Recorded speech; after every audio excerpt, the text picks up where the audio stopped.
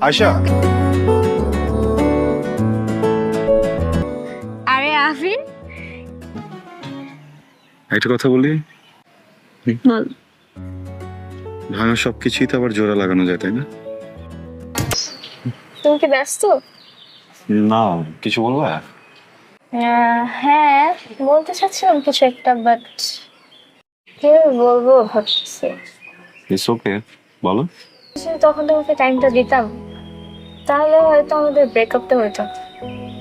আমরা কি আবার আগের মতো সবকিছু ঠিক করে নিতে পারি না?